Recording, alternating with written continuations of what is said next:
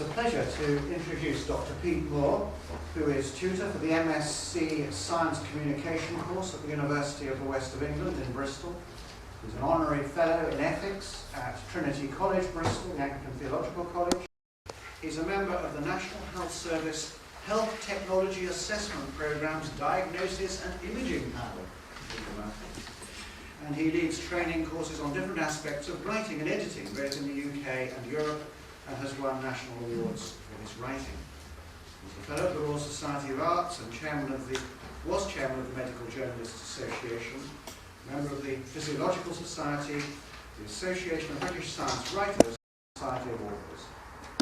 He's also acted as rapporteur at consultations held at St George's House, Windsor Castle, and at private consultations organised by the Christian Medical Fellowship within the House of Lords. Over to you, Pete. Thank you very much.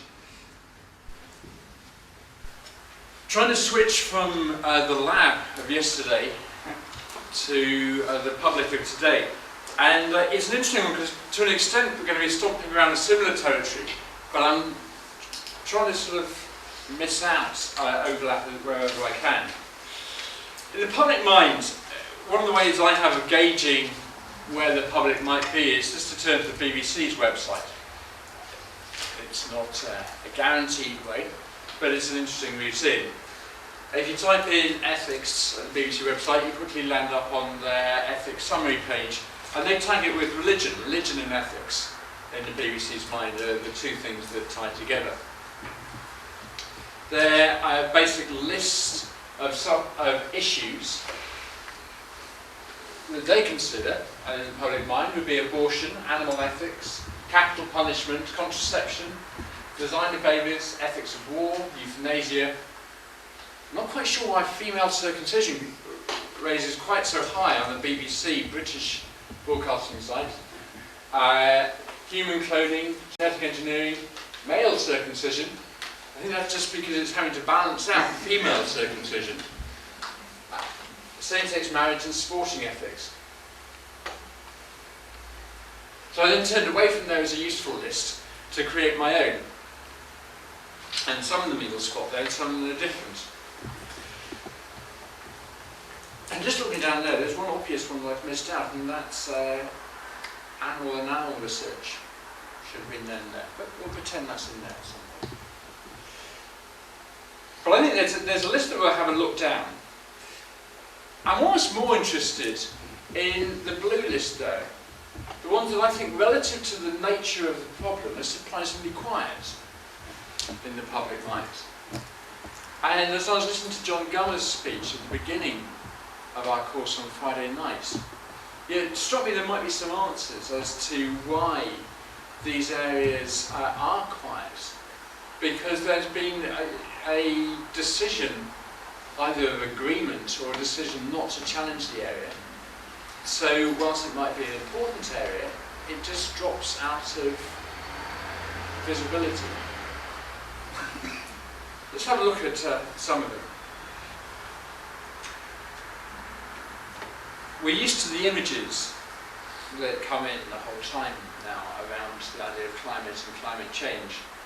And there's last week's news story that you can now drive a ship to the North Pole.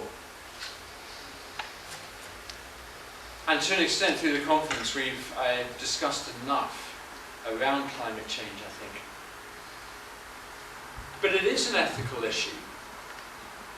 And the ethics come down very much on the line of what as human beings are we going to do within this game. James Lovelock gets quite exercised around the idea of stewardship, which is one of the Christian religious routes through to questioning how we act out our role, saying that we have no right even to consider ourselves to have that function within the system. Others would say that we do have a right to that. His view is very much that we are just the meddlers who've messed it up, and the system will get rid of us in order to save itself and keep working. So he expects Gaia, he expects the system to survive. Whether it will still survive with human beings on board is something that he's claims to be unconcerned about.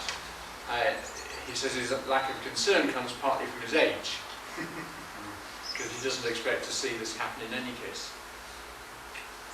But it raises all sorts of issues around the way we want to relate with each other on the planet and the way we want to share resources. And we'll come back to that under another framework. Politically, we've seen how it's been banded around. Nature ran a cartoon competition, and one of the winners was this new person presenting his slideshow or his movie reel on the stage, and the flag line to the cartoon says, "Thus, when the film is run backwards, we can see that it contains a hidden message. The glaciers are actually getting larger." And there has been a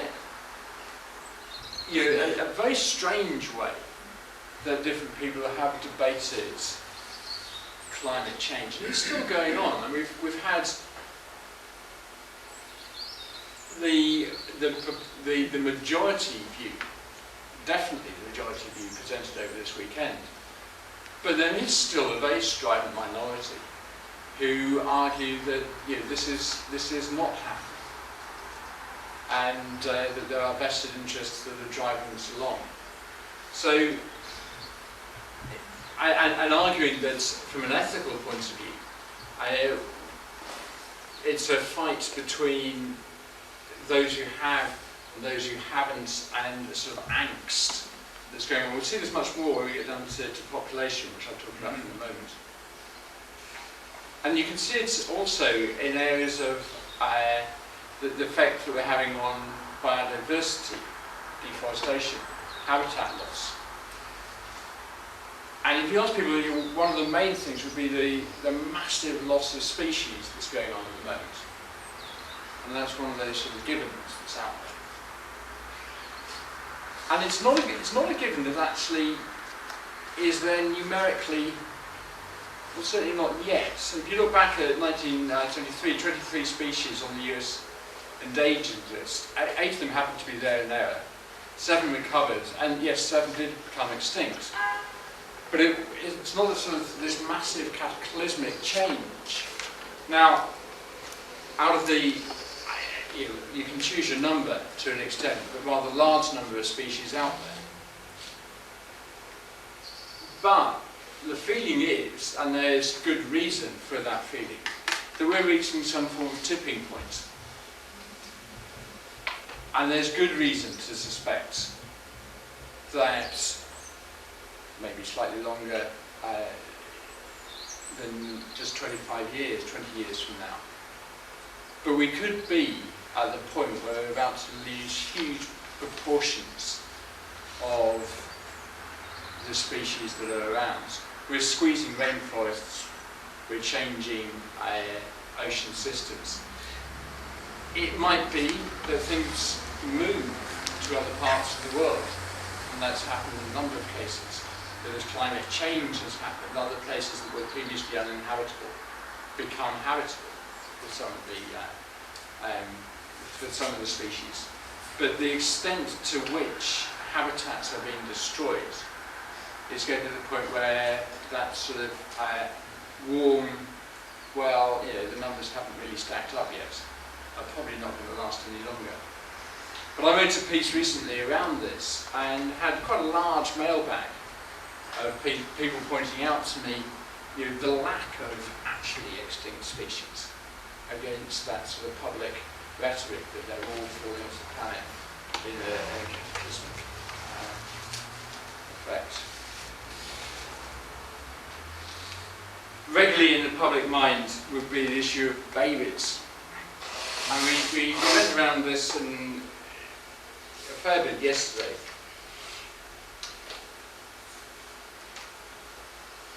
And it comes from all sorts of angles. There is loads of them driven around the sort of autonomy point of view. I want to have my life when I want to have it, and I want to have all the things that I want to have, And one of those is having a baby when I want to have it. And you get all sorts of ricochets around in the press, at any rate, around this area. This was just one, an example from the papers that I was flicking through recently. And within it, there's always a feeling of uncertainty as to what we're doing. I don't feel that we are confident at the playing around with reproductive medicine, reproductive technology. Certainly at the more extreme ends of doing things. Now, as far as I can see, I can't see any technical reason why one day we won't have a human clone. I think there are people who are definitely pushing it along. I'm not sure one of them is re-aliens, but there are people who are chasing it, that I'm sure.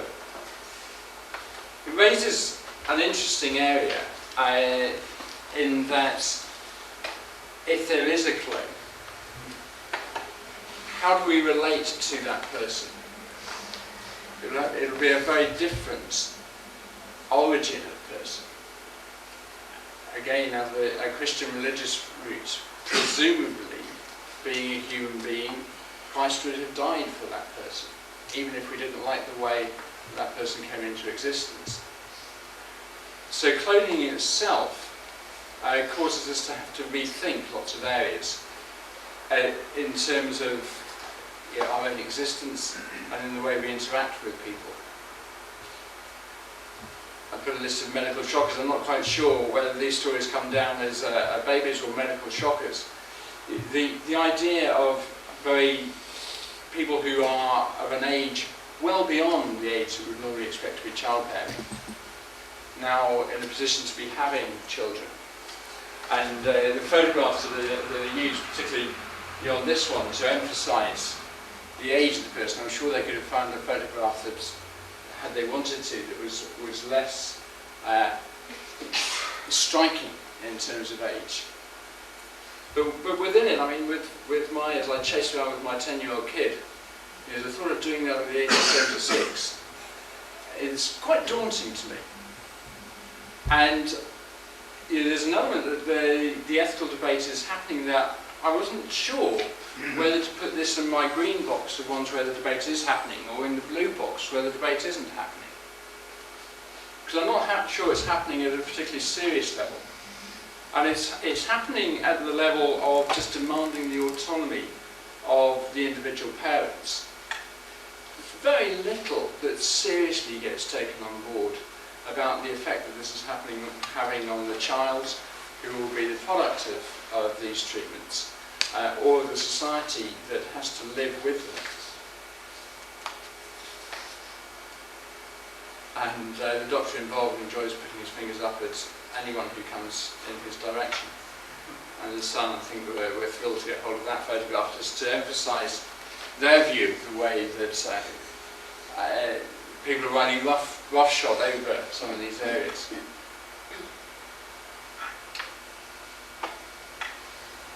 And then within it, we've got a strange ability, a new ability, to look at our progeny before they arrive and start to decide what sort of a next generation we want to have. And the gene testing that is possible now is as a shadow of what we'll have most probably within the decade. The ability now to take a maternal blood sample and screen from the maternal blood fetal cells, and then genetically test those fetal cells, is going to transform early pregnancy screening in a way that I don't think anyone's really envisaging. And certainly the reluctance that many people have to have a full genetic test on their child as it's growing at the moment is strongly linked to the fact that 1 in 50 will abort or will miscarriage as a result of that invasive test. Once you've moved that across to a blood sample, then okay, it's slightly invasive for the mother, but not hugely. Then the uptake of that will be vast. When you tie that in with a gene screen that for a couple of pounds, you could analyse, you could go and look for 200,000-300,000 specific mutations. Then you've got something that is going to be most certainly available on the internet as a website, a clinical test offering system, and then you tag that with your very relaxed attitude towards abortion. And we're walking right the way back into a eugenic territory that we're not walking back into one, walking into one that hasn't really been visited before in the nature that it can come out. And within it, you're seeking to control for whose benefit. The interesting thing with the disability groups that are looking at this, most of the disability groups are very worried about the antenatal screening. Or one sect of them are. The actual people with the disabilities see this as highly discriminatory. The parents of the children with the disabilities are the people who tend to be in the forefront of pushing for the screening. And so you've got a dichotomy within that of the two different camps who see it very different in terms of its outcome. And it really comes down to whose benefit. And if you want to pursue that further, look up some of the writings of Tom Shakespeare. And he's a chap with achondroplasia up in Newcastle. And he's quite vocal on that one. And avoiding known disease, that's okay, maybe. But what's our boundary of what we decide to be disease? And I don't think we've really started to chase that one down. And how quickly does it move from that to finding some way of giving a head start? And you've only got to have a toddler and start looking around at the different preschools that are available and all the different things they offer and see how madly eyes of parents and other parents will chase around the country to try to squeeze an extra little bit of benefit into their kiddie in order to give them a start that's effectively better than the other people's start, because superiority counts. So if you're going to spend all your time doing that once the child's around, it seems to make an enormous amount of sense to put a lot of investment into the child before they're around, if you can. And if we could ever get down the route of adding extra genes, I think that's a long way away. Which would we start to go for? Down the controlling genes, you've also got the so-called saviour-sibling syndrome, where you enter a very new territory here, particularly with one of the places in the country where embryos were selected looking for a future child who would be an ideal cell donor, potentially a future organ donor, but certainly to start off with a cell donor, for an existing child. And the selection, the first time this was allowed in the country, the selection also selected an embryo that would be free of the disease of concern. So you could argue that there is an identifiable benefit for the individual who was being selected. The next one that was allowed, the selection had no benefit for the individual child in themselves. It purely produced a child of the same tissue type. as an existing child. So in this case, there was no benefit even in the child that was about to be brought into existence. And it went round into the courts, and the Hashemis, the family involved in that, have actually, I believe, now stopped trying to have a child. The system didn't work for them. But the legal system is now open within this country for it to be used. And there, we're asking all sorts of things of this child that has never been asked of a child before. They're now born with the expectation of being a perfect donor. Initially, it will just be the umbilical cord that's required. So is that so huge? Probably not. But what will be the outcome in 10 years' time should this person's brother need a bone marrow transplant? The expectation, I am the only person in the world who can supply the cell and keep my brother going, and I was built and brought into existence for that very purpose. It's not something that would be easily ignored.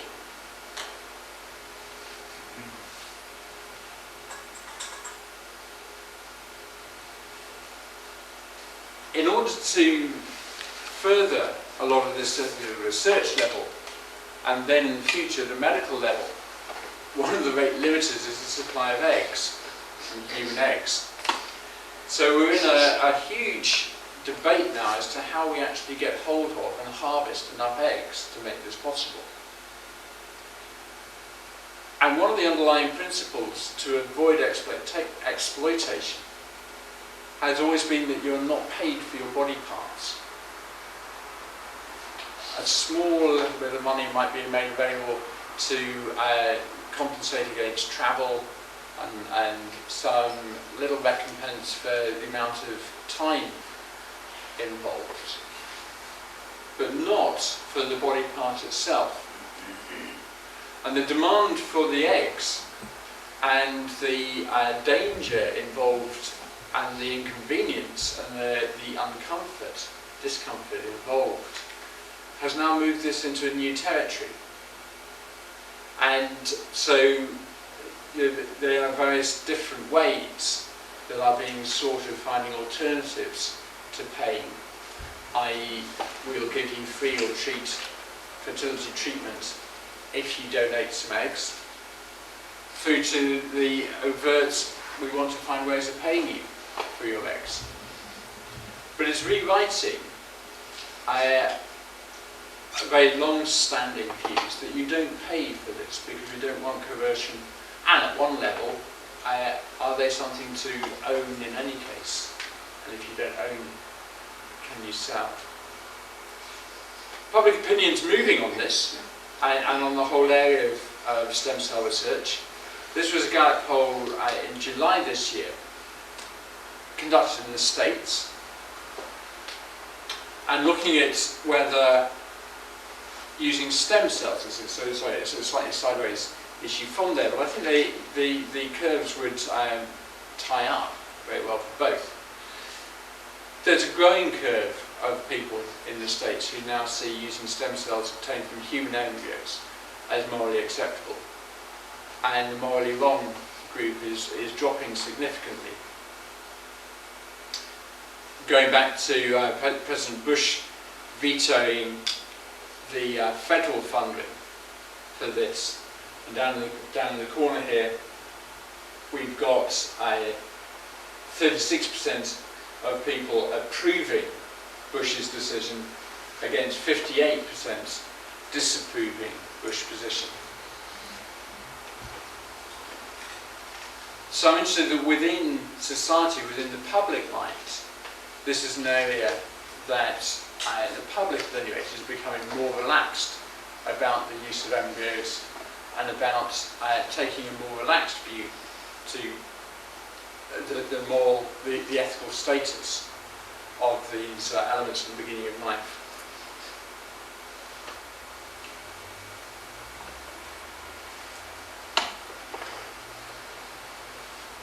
Moving just away from babies, and I wasn't quite sure what to call this, so I call this category medical shockers. And I'm not there's quite a lot of media interest around conjoined twins. And there have been a number of programs about this particular pair of twins. And I find it fascinating television to watch, but I'm never quite sure whether it's very voyeuristic television. It's very strange television to watch. And some of the programs I think have been very successful in presenting the dilemmas, and others have been slightly more tabloid in their approach.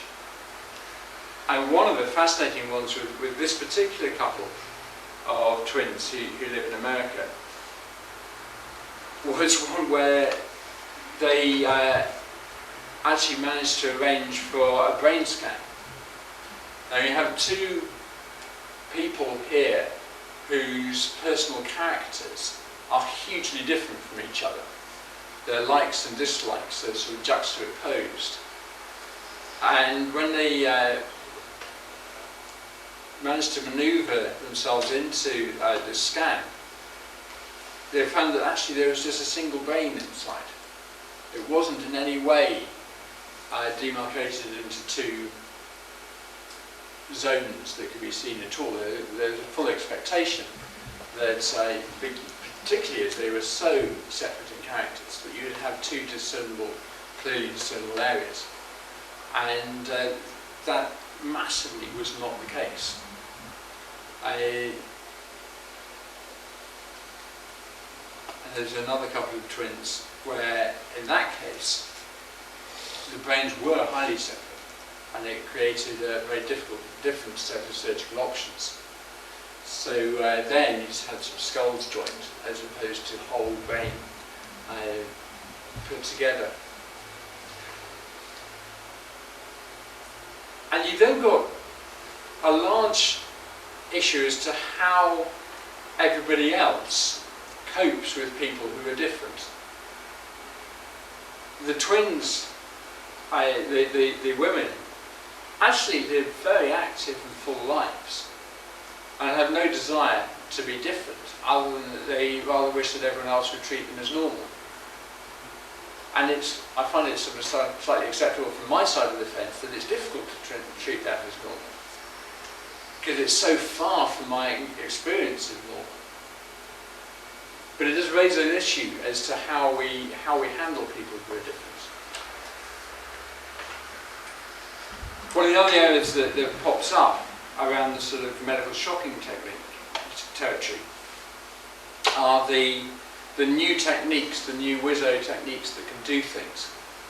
Gene therapy has been a funny one for bouncing around, and to an extent it's pleasing to see one that maybe is beginning to get somewhere. I still have my doubts as to how far it's going. And if you map out the sort of roller coaster of progress with gene therapy, if you take feasibility as the sort of cure of all diseases, and look at that, I wouldn't give it to my dog, as the other sort of framework on the two axes. You know, we started in around 1966 with sort of the anticipation of it being possible. And then as the 90s came along, just the challenges that were going to be involved in this became more and more obvious. 1990, though, was the first attempt at doing things. 1994 was the first successful treatment. It didn't last very long before it turned out to be not successful, but it gave an indication of possibility. And then the patient's body rejected the newly placed cells. Massive dive of all expectation when Jesse Geltner died. We then bounce up again as that sort of hype that accompanied the Human Genome Project. And I went to a couple of press launches. I went to the main press launch, and the things that were being said that the genome was now going to transform were just truly remarkable. And we should be living now in a completely different health environment, according to the nature of the Wellcome spokespeople, John Salter, John Sanger, I mean, the comments they made were so far from anything that was achievable. And it wasn't long before the expectation again dipped. It was around 2002 that every pharmaceutical company globally stopped doing anything in this territory. And there is now no big funding at all in gene therapy, even though you've got a couple of little startups who are doing a few things. And a couple of hopes going on. But it's at a very low key and a very minor level. And within that, it's how do you handle things which are moving along, but I have questions to their massive leaps. This was another one that Nature reported, and justifiably reported, some good and interesting research. I'm not quite sure what they were trying to say on their front cover, with a sort of a Frankenstein sort of grin on the chap's face. I'm sure they might have found something that wasn't quite so threatening by way of a look. I mean, so it's a strange sort of choice of photo. But if you then look at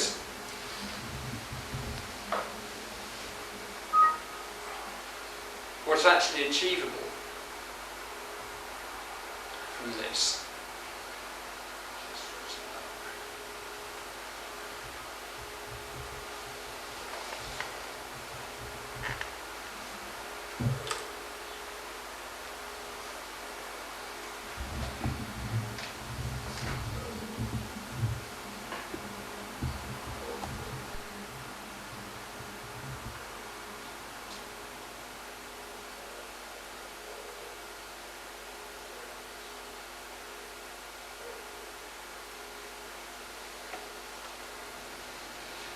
now, on the basis of that, the visual image that's coming over is of someone driving a hand. When actually is miles away from doing anything with a hand that's at all useful or driving a hand. What you've actually got, and one of the other screenshots shows it slightly better, or differently, is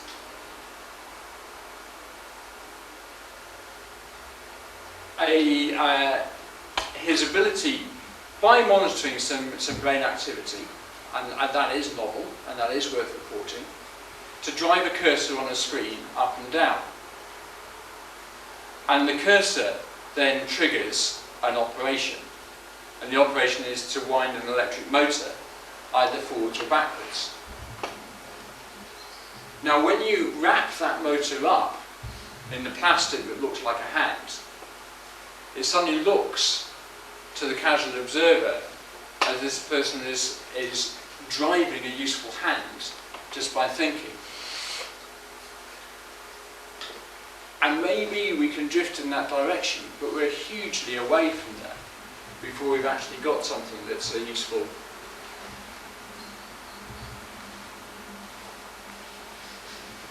And this week again,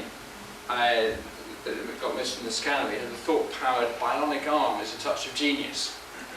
And again, fascinating medical surgical technique in that these people are people who've had their limbs amputated as a result of trauma. And the nerves that used to supply the arms have been redirected to places on the chest. So then, these prosthetic arms are built with sensors that sit over the top of where those nerves now come out, and the nerves are attached to muscles, parts of pectoral muscles, so that as they think now, they will think in the way that I want to move my arm, and instead of the arm moving, they get a muscle twitch on their chest.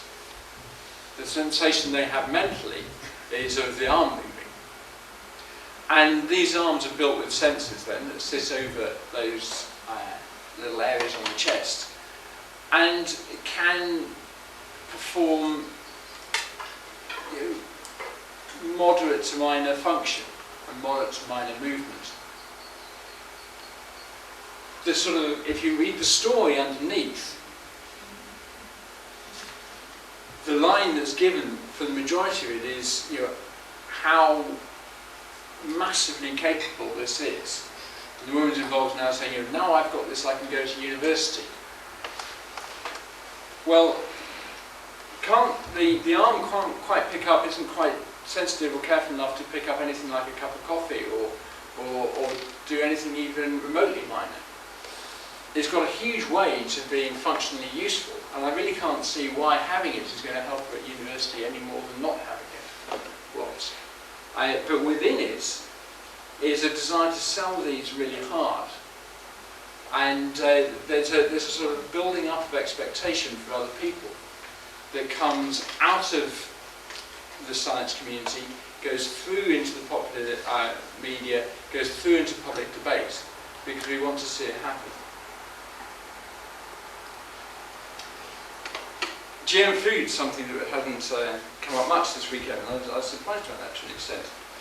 But maybe it's still to come. I have a little bit of it, only a little bit.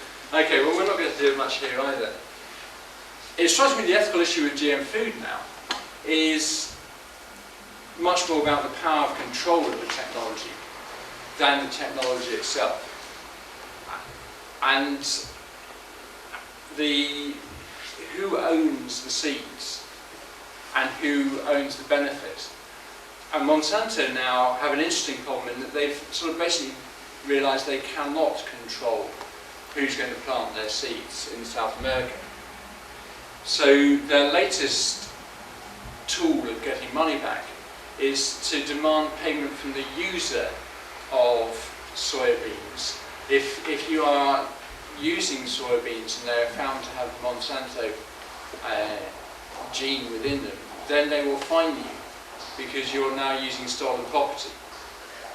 And so that's the route they're going down, as the way of trying to get their money back as they see from it.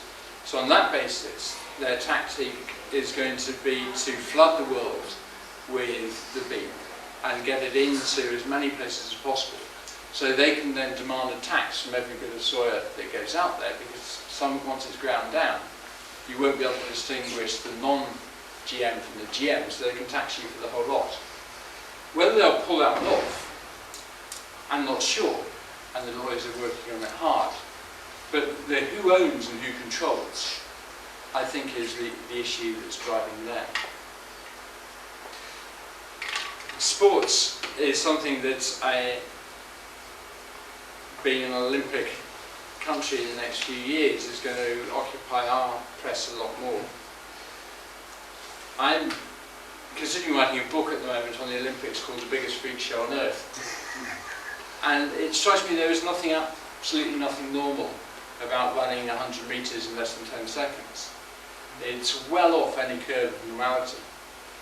And the more we track down the genetics of these folks, the more you can find some of the reason in their gene makeup as to why they are so different from everyone else.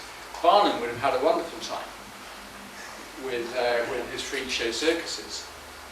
And then you get to the point of people saying, well, actually, if you can do a gene test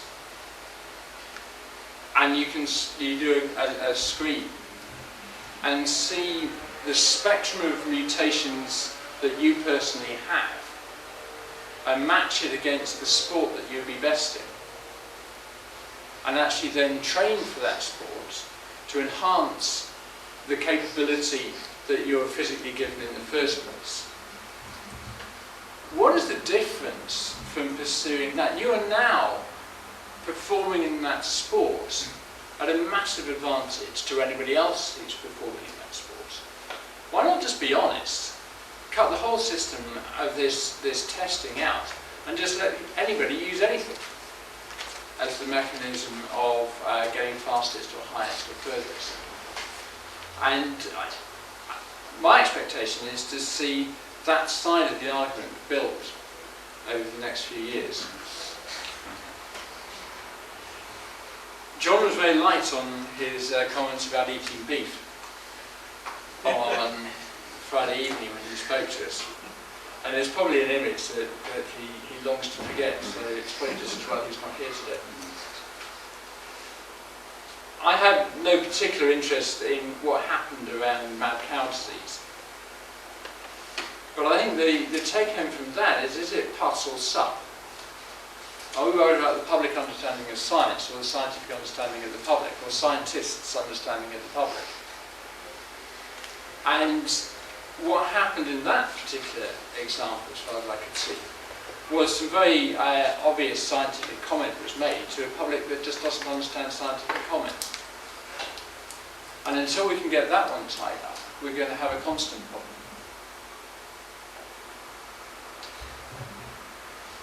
I talked yesterday around our origins, and origins are constantly out there in the public mind. And if anyone heard Richard Dawkins on the radio this morning, you can understand why they are out there, because his particular branch of the scientific lobby wants to own everything on the basis of knowing about our origins and knowing about how we came back, and rule out any other worldview. And while there is that within it, there will be discussion and anxiety. And we've talked about where this has bubbled up. And in America, it's a very different debate to the debate we're having in this country. It has a very different legal system, and they have a First and Second Amendment to the Constitution that some people don't like the way it's been interpreted and want to use creation and evolution as a tool to change that one. On this side of the pond, we need to be careful not to get caught out in thinking we're having the same discussion that they are on the other side. I was interested particularly in relation to Michael's talk yesterday, and I went back and had a look through this, and this was Nature's report of the same conference. Nature actually think the Vatican did quite well on it. So it would be interesting to know why two British-based publications are going in different directions. And I'm going to have to go back through my clippings. I think Nature has recently taken some fairly positive views, particularly to the Vatican's actions. But I haven't analysed that quite as carefully as Michael, so I have to be careful about that. But it is, this is the key issue. That within it was there was wide desire to suggest that the Church is concerned that Darwinism is being extrapolated as wide as a metaphysical stance. This argues that we are random products of evolution and that there is therefore no need for God. And it's that extrapolation out of it that is the thing that is the point at which disagreement starts. Looking at the other side of the things that I think are surprisingly quiet. The big one, and it is big, is population growth. You get the odd bits of talk about it, but not relative to the scale of the issue very much. We've got 137 new human beings walking around on the planet each year. Okay, we've got 58 million dying.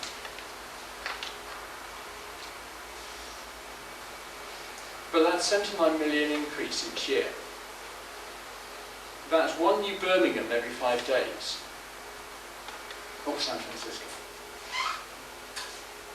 One new UK each year, as it currently stands, that we need to find a space for.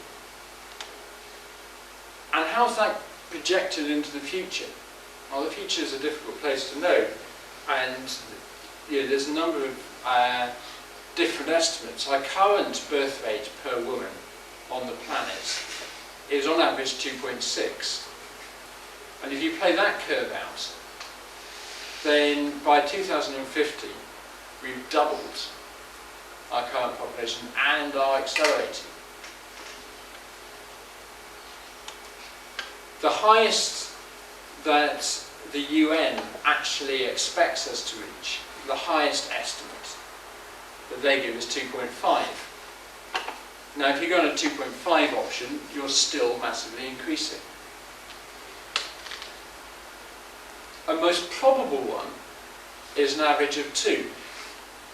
Now this one brings us to a peak just after 2050, and then most probably a decline for the next 100 years. And after that, I mean, yeah, who knows what goes on after that.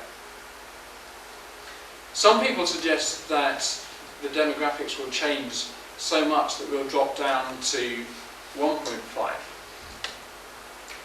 That's a very low opinion. Even so, we carry on accelerating in terms of the number of people on the planet for quite a few years, because the next generation of mothers are already born at the moment. So we've got to get through that.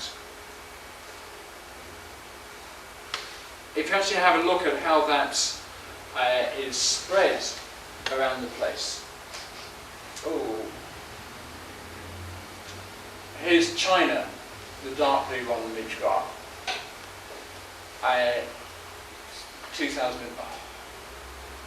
2002 in the middle here.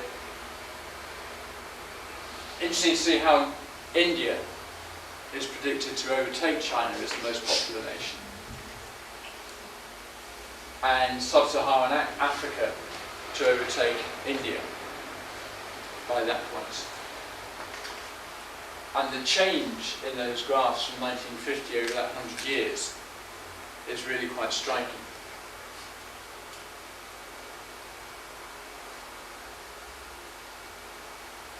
And to see how which nations are contributing to the change. And the expectation by 2050, again, that big spike there, is sub-Saharan Africa as the real major growth area in terms of population. And I think actually I wrote a paper on this recently for the Christian Medical Fellowship.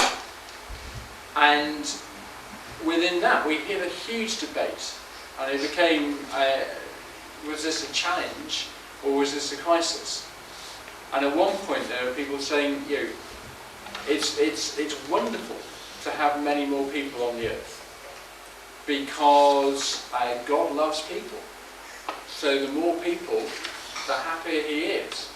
And quoting scriptures of grains of sand and stars in the sky as signs of prosperity and signs of His pleasure. And then the other raft is saying that we are destroying the planet that we have to live on in order to achieve this. And then other people saying, well, we've been saying this for ages. Any idea who said this quote? So Tertullian in the 2nd century. You know, we have always panicked about it. But I think we know the situation much better now. We know that there's only 13% of the world that's inhabitable.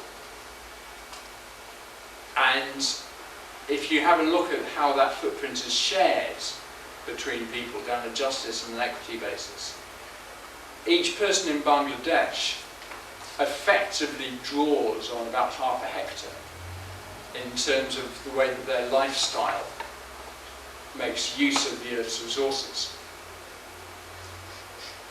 In this country we demand about 5.5 hectares, and in the States it's close to 10 hectares. If you multiply all the people against the hectare use in their country, you come out to the fact that we current populations, current living standards, using 2.5 times the resources that the Earth can sustainably supply. Now, the battle between the two camps that I mentioned went on the lines of, do we stop getting more people, or do we radically change the lifestyles of the people who exist? And who are we as the rich people to demand that the poorer nations stop having children so that we can maintain our 4x4s?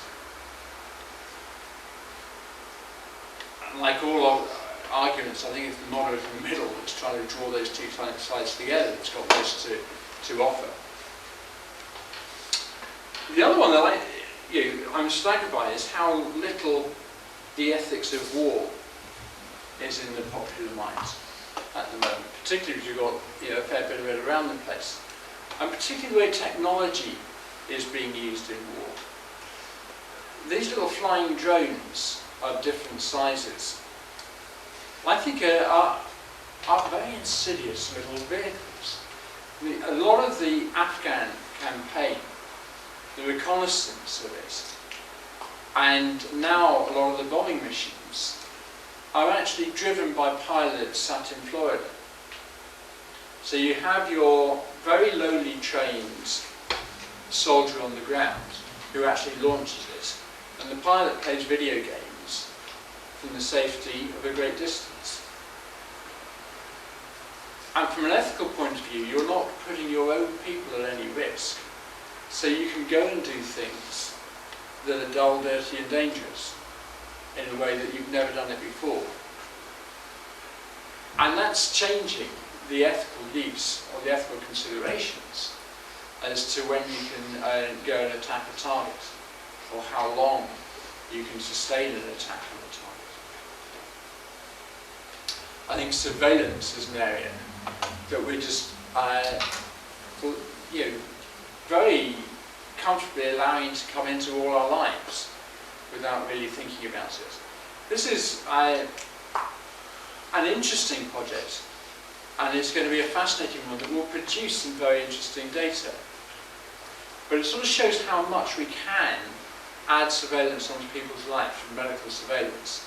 The idea here is that people will have their health profile and their lifestyle followed for years, at the same time they're mapping it against their set of genetic mutations.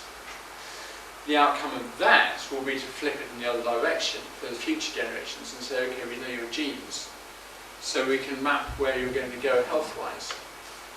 And it'll demand the surveillance on the future generation, of genetic surveillance, to make sense of that. Another paper from Nature just tucked into the news section a couple of days ago, and picking up the gene that's involved in retinal damage. And just a slip comment, the results can be used to screen for those who are at risk. Okay, so what are we going to do when we've screened? And at what point is that surveillance going to come into operation? And my suspicion is that it'll be back at an embryonic stage.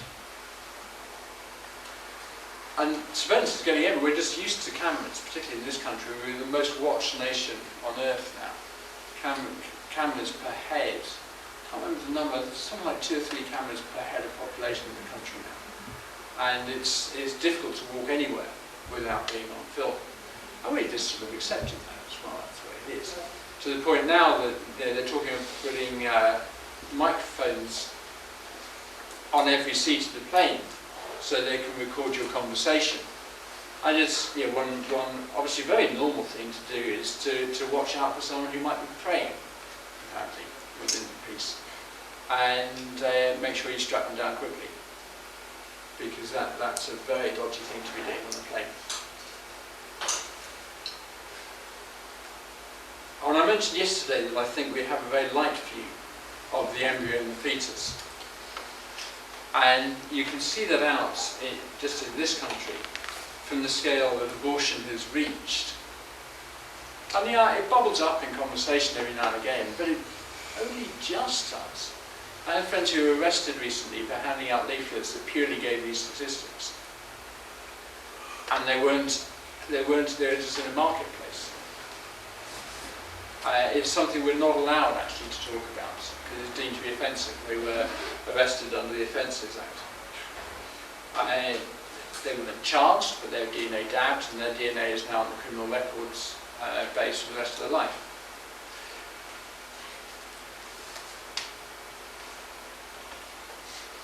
The 1.7 women in England aged 15 to 44 had an abortion in that 1 year. And that rises to almost 3% of women in London had an abortion in 2001. And the curve, it's a rising curve at the moment. We haven't quite caught up with Russia yet, where 60% of pregnancies end in abortion.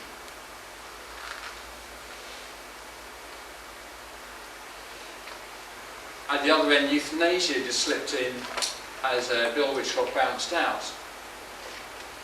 And it was a remarkable bill in taking away pretty well any protection from someone who was old without replacing it at all in the way that it was framed. It was framed by a human rights lawyer who knows his way around the law, and it was difficult to understand quite why he presented something that was so without safeguards. And but the press's view of it, doctors in revolt over legalising euthanasia, is an interesting way of expressing the fact that they wanted to maintain the safety that we've always assumed that killing someone is not a good idea. But apparently that now is a position of revolt. Peers wreck bill to legalise euthanasia for the terminally ill, as opposed to peers look at the bill, recognise that it is flawed, faulty and highly dangerous, and kick it into the long grass. And just very briefly, on things which you haven't, that are just not talked about. My wife came from Karachi originally, and so we head out into Pakistan a few times. And so I'm used to having servants in the home when we go out there. And it's an interesting experience the first time you have servants around. We have servants as UK citizens, loads of them. We just don't like to be able to see them. We keep them offshore.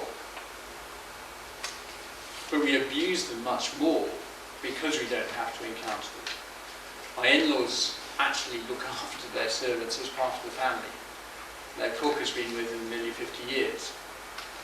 And his family owes their education to my wife's family's provision, because they are part of the system. And none of that care is there when you buy a Gap t-shirt or any other of its products. And the whole issue of sort of econo-slavery, a term I've coined, but I quite like it, is just not there. So I'll stop at that. I'm sure there's others we could add or delete. But I think there's a wide variety of issues, electoral issues that are bubbling away there. Some discussed, some not discussed. Thank you.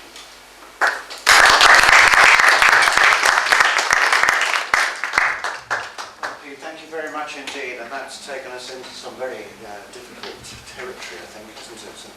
And raises many, many questions. Ruth, do you want to? Just to go back to your the idea of hyping up new technology, and I mean, we're all familiar with somebody publishes a very sensible paper and they hype it up into we're going to cure cancer or whatever, but I just wonder how you balance that with the hope of, well, my granny's profoundly deaf and I like to think in 60 years' time I'll have a better hearing aid than she will. So I therefore don't worry about hearing loss. I mean, that's just something I bolster myself up with, you know. And if I did have, you know, lose the use of my arms, I mean, the idea of having a little bit of movement or being paralysed and be able to change the TV channel or whatever, I'd love that. How do you sort of get the balance between sensible reporting and giving people hope in new technology? I think it's an element. My reason for putting them up, being a journalist, I don't want to knock the press that did it. It goes back almost to Michael's talks yesterday, that journalists write what the public wants to see, very largely. So those stories that are extending the range of possibility, to call that, I mean, to my mind, when you say, you know, the bionic arm, you get back to the bionic man, and I expect superhuman strength within it, as opposed to massively sub-capable activity. But we want to talk ourselves into a position of belief that we have overcome all these things. And in reality, we're moving very, very slowly in some of these areas. But we don't like to admit that because it's much more exciting to think that we've actually commanded it all. So yeah, I mean, I would love to think that someone might get to a point that within the next couple of years I can avoid variofocals. It's something that I'm struggling with right now, and I find that quite shocking. So to live in a belief that someone's going to solve and come up with some system, I also know the reality is that that's extraordinarily unlikely. But isn't that balanced against the surprising advances in technology, things that I didn't think anyone would ever be able to do, that I find out that people are doing, like dropping bombs with planes that we can't, somebody in Florida's driving. I mean, so if you can do that, you can make me a bionic arm, can you not? That's the kind of faith that, somebody who's not an expert in those issues, that I like to have. Yeah, I think it's about, to my mind, it's the importance of being real to where we actually are. The part of the fun of science and its application in technology is the hope of generating different futures, and to live with the hope is great. I mean, it's very difficult.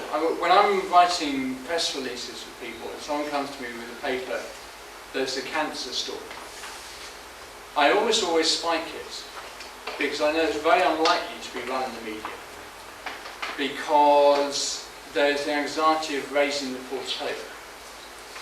And it's very rarely that a cancer story actually has a genuine, immediate, go to your GP, this is going to solve things issue. At the same time, one of the things with military expenditure is it's always out on the cutting edge. So you can see the stuff, the planes that are flying from Florida and bombing caves in Bora Bora caves, as a massive extension of where technology might be in the future. And I'm not sure whether I particularly want to get onto the first jumbo that doesn't have a pilot. But theoretically, you could fly quite happily without a pilot now. And it just seemed to me a little bit unnerving. I get nervous enough going on little trains that you get in Paris and you go out to the library in Paris and you're on a driverless train. And I always find that a bit spooky. So the idea of being on a plane and doing the same. So I think it's a balance of keeping sensibly looking out to see where the leading edge is, but recognising that for the majority of people, they're way behind the leading edge in terms of what they can pick up at booths and put into place. Yeah. How much do you think some of this public over-optimism that you're talking about is actually more to do with Hollywood and Hollywood's portrayal of science? And do you think there should be a move to get Hollywood to portray science a little bit more accurately?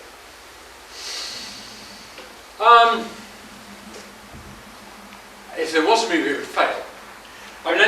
But some of it comes out of that.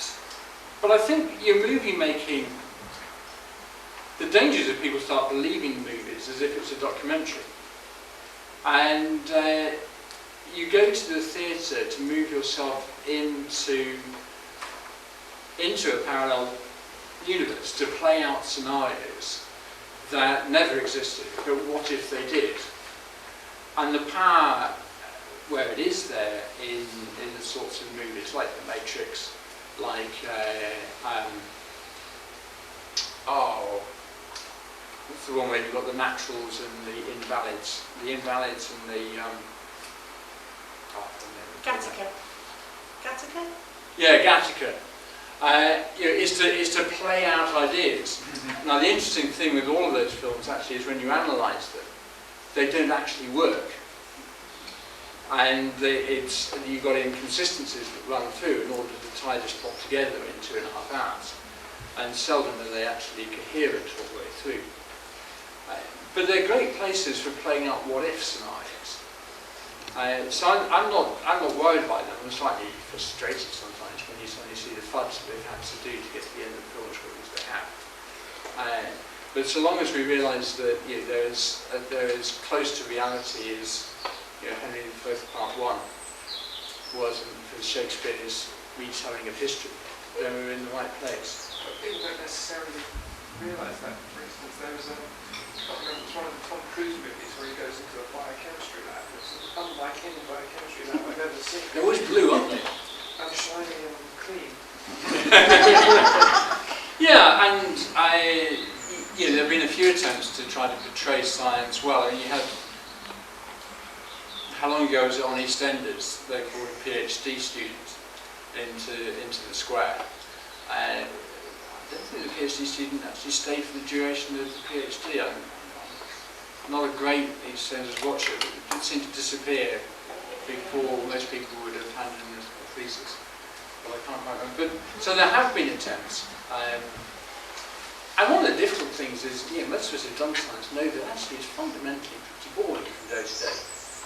And very, very routine and remarkably slow. And that bit of it is not particularly mediagenic. And as are most people's jobs. The lawyers complain about the legal films. Law actually isn't that exciting most of the time. And you can take that through most of the rafts of genre. And I guess, as we go the PS2 generation, they might need a bit more education as to what, or maybe the PS3 generation where the videos, graphics, starting real. What is real and what isn't. Can I pick you up on something you said earlier to do with Saviour's siblings, which concerned me a little bit? Because you seem to talk about the benefit conferred on the sibling of being perhaps disease-free or not having a benefit so having a disease. And it seems to me that that's not the choice you're actually making. The choice you're making is whether or not to bring that person into existence. Bring the person into existence. If it's that particular person, it will be disease-free. Otherwise, you'll be choosing to bring another person into existence. So, Absolutely, and the choice of language on that point is extraordinarily difficult. Important, I think. But important. But I guess, and this is where I would part company with an absolutist end as to the use of embryo screening. There are some people who would pursue that line and say at no point can you do any screening. Every embryo that's created must be implanted. And I've got a sympathy for where that's coming from. I'm not sure we always live in such a clean world.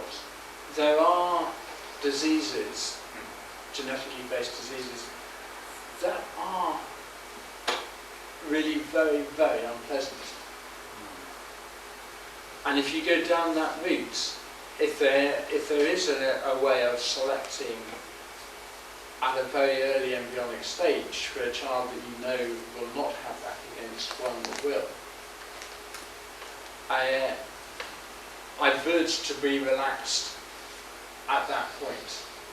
Now, on the basis that has extraordinary benefit to actually choose. Now, I recognise that you're not giving something new to that individual, but you're avoiding an individual who, and some of the connective tissue diseases, where the child for the whole of their existence has to be wrapped in cling film every morning, getting up is a 3 to 4 hour process to avoid great lumps of tissue forming. There are some diseases out there that are so extreme. Of course, there is always the option of saying, well, if you know that that's part of a genetic inheritance, don't have children, which is the other option down that route. But at that point, my route of calculating ethical values would allow me to use a screening test, and my phrasing it might be bad, but to confer that benefit to the next generation, say, if not to that individual. But it's not an easy one. Okay. So, can I just while on that topic, can I just follow up also and say, I think that the argument of the disabled, one can very fully understand people like Tom Shakespeare and so forth, who are disabled in a way, in the sense that they're different from other people. On the other hand, who are able to have a biography, to have a life, and so forth, to live some decades and so forth. And it seems to me that's extremely different from the situation which you sort of alluded to, and just to sort of emphasize that a lot of diseases in children, and I've been involved in prenatal diagnosis for a whole range of these, particularly lysosomal storage diseases. You know, this child is going to die for sure, 100% sure, very slowly and very painfully before the age of 5, 6, 7, 8, 10. You know, that's a range. So here we have a situation where the child will not have any kind of normal biography. You know, after a few years of life, the baby is born normal, looks fine. This is lysosomal storage disease, so there's a gradual accumulation of waste products in the lysosomes that don't get degraded. And so you get this very rapid pathology. It seems to me, you know, I thoroughly agree with what you said. I think if you have the choice, especially if it involves pre-implantation diagnosis, you know, you can select embryos. You have the choice to select an embryo that doesn't have that disease, or that does. It seems to me I have no hesitation in choosing, wanting to choose the one that doesn't have that, you know, carry over deadly disease. It seems to me a very obvious way to go. So I think that's sort of a little bit easier than obviously diseases which don't develop until 30 years, 40 years later. And that's where it gets much harder. And so I think there's an easy end of the spectrum in a way, and a much harder end. Yeah. That's the difficulty. And the difficulty is, as soon as you said, okay, some are so nasty, you then are left with, well, where's the line between nasty and non-nasty? And you know, do we say 20 years of healthy life, or 30 years, or 40 years? You know, I hit 45 next week. You know, I'm sort of pushing back the boundary of where I'd like to see any form of cut on that sort of thing. And but it's right. And the other part of it is that I would like to maintain a high regard for the embryo, even if you've decided not to implant. And I think we can then get into a situation where I place a lot of value around implantation and relationship forming, and I could, you know, build on that point as having significance. But I don't disregard the status of the pre-implantation embryo either. And what's happening at the moment is a commodification of the pre-implantation embryo in a way that I'm sort of very worried about. Partly because from then on, there is no clear marking point at any point in fetal development where you can say, well, you know, now we've gone over a threshold, now we've gone over the threshold. And at that point, you know, I find myself in agreement right back to a Catholic view that there's a continuum going on. The absolutist view that the Catholic point then comes to, I'm less prepared to hold. And for me then there's that struggle and making sense of how you gain, how you attribute the value, whilst still recognising what I think is a God-given technical ability to use when we need to. Thank you. Yes, you had a question. Yes, it's, for example, about starvation currently going on and hunger, for example, in Africa, Asia, and South America. Yeah. Would that be added to your list, as it is, you know, the population growth is quite immense, you know, over the few coming years. And on the other hand, however, you know, increasing population is most likely favorable in most religions. So what is your views in this issue in particular? I mean, increasing, many religions see, you know, a large number of children as a blessing. And if you have more than 2 children, then the population is just going to expand. And it's quite a simple curve. In terms of the Christian scriptures of chasing Alarounds see that the areas of scripture that use those sorts of terminology are very much in the poetic genre of writing. So it doesn't worry me to be going away from that as necessarily. I mean, God says to Abraham, your descendants will be greater than the sand, grains of sea on. Have you ever tried to count the number of grains of sand around the place? You land up with rather large numbers of billions, considerably more in a cubic metre than we're ever going to get on the planet, thankfully. So there's got to be an element of poetic license within that, otherwise it just doesn't add up. And then it's a sort of pragmatic consequentialist view which starts to cut in. They're saying, well, it's quite a big planet, okay, but actually the vast majority is uninhabitable. And it's one of the things as you're flying in an aeroplane just to look out. And the majority of the time you're looking down on not very much. Partly because aeroplanes deliberately route over not very much. But there's a lot of not very much down there. Global warming may remap some of the habitable areas. But it's very unlikely to change the net area in total. So then there's the, how many of us can we sustain in that patch? And one figure that was quoted to me recently after I read a piece was that every human being stood shoulder to shoulder, you could actually fit them on the UK. So be, but I kind of wouldn't want to be there. And it seemed to be one of those slightly meaningless number because I couldn't grow my food or anything else in that space. So you then get into sort of some pragmatic calculations as to what can the Earth sustain and what do we consider as a reasonable lifestyle.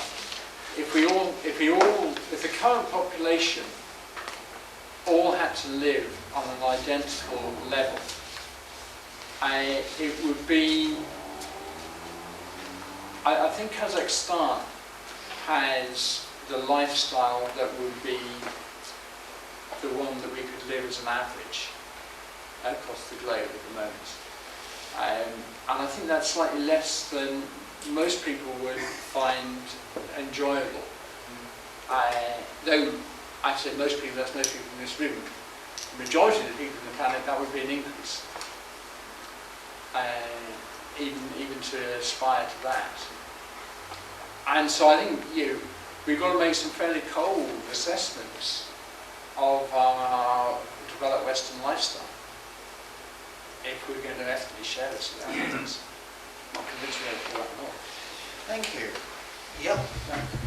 On a general point, Pete, you began by drawing two lists of the popular. I was wondering how you, or who determines these, and how one changes something from one to the other. Well, I didn't have a clue about that until Friday. And it might well be that, what's his name? John Gummer, thank you. His analysis of the way the UK political system works, that if you don't have that fight between the parties, then you don't have the energy within the system to drive a debate. And then it just drops out of public interest. And programs like the Today programme are agenda setting. But they're really only agenda setting where there's a political debate going on. They really don't know how to handle. And you can see that when a science story goes on and there's no debate in it. John Humphrey's completely at sea and just ends up giggling. And because there's no fight in it. So looking down that list, it struck me that there are a number of them where there's either an agreed consensus of silence, or and agreed consensus that we're just not going to address this issue. And I think war would fit into that category. Nobody actually wants to take that on particularly. So it's just not going to get discussed. Yeah, but as a Christian, going back say to Wilberforce, slavery, Yeah. should one be raising some of these issues and getting them into the other agenda? Oh, I think there's While there are forces in the country that are trying to shut you up. Yeah, I've been trying to shut up or just not interested. And there's certainly lots of ways of creating campaigns to get things in public interest. The difficulty is keeping one of those campaigns running for long. You can do your 1 or 2 day media stunt, and I've certainly been involved in plenty where you look at the political diet, you choose an empty day, you get your press launch and the rest of it. And you then look in the papers the next day to see if you've got any coverage, and you measure the column inches and factor that into your invoice. But is it really still running in 2 weeks' time? And on the whole, you've got to then come back 6 months later and say, okay, what stunt can we pull now? And then we saw that with Fathers for Justice bit, where the only way they could get them in the press was by climbing up the outside of Buck houses. 3 days later, it sort of dropped back out again, so they had to jump off the bridge or whatever it was the next thing in order to try to get something. And it never really gets any form of momentum. So it's difficult. More questions? Yeah, back. It's on a related theme, but it seems to me that a lot of the issues that seem to come up are things where there's either hope or there's a disaster or a despair around them. Whereas the things that are more remote, so like population growth or war, which are not directly impacting on people's lives, are not impacting. And you're saying that individuals can be, or pressure groups can be influential in getting those into the media, but how do you think, as scientists and as people engaging with the media, we can have an ongoing debate about those issues which are further afield? Do you have a view on that?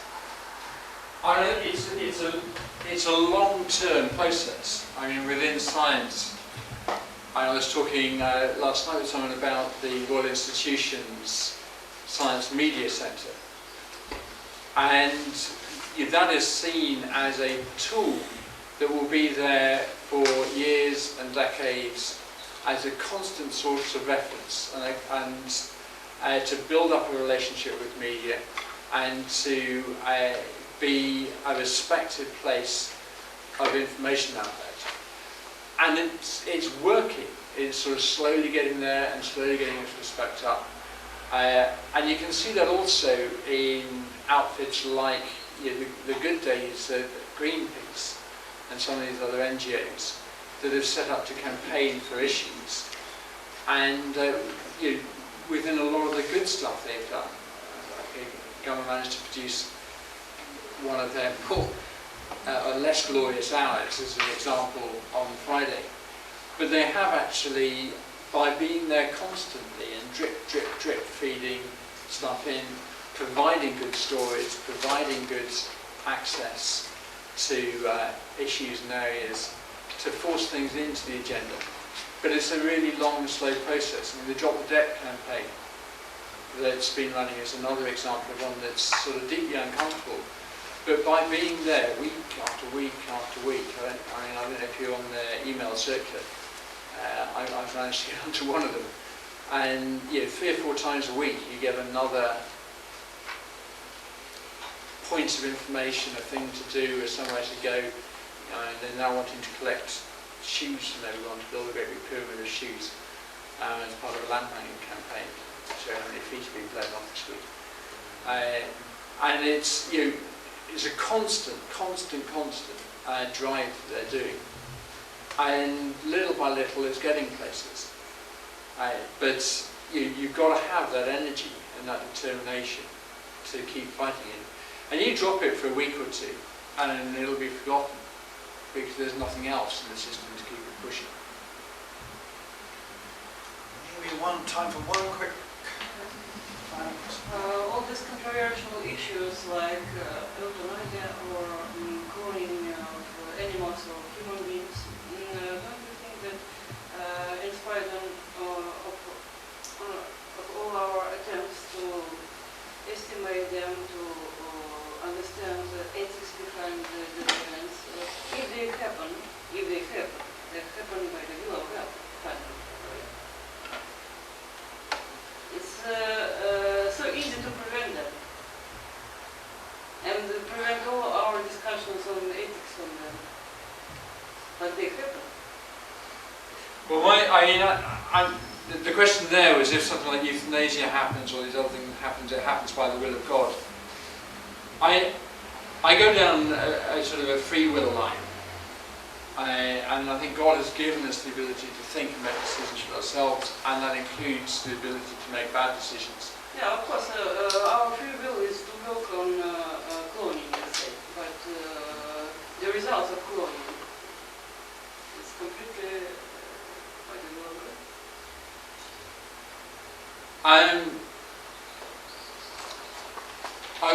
I would take a different view through and say that He's given us the ability to think and work our way through things. He then lives with us in the situations we create and works with us as we suffer from the bad things that we've done and moves with us in our pain as we get through it. And we operate within His system and within a whole purpose of existence and a purpose of worship within our existence. I'm not in a position where I would say that sort of level of detail is a God's will to make it happen. Would be my view. Interesting point at which to end. Coffee beckons, I think. So, is it 11 o'clock?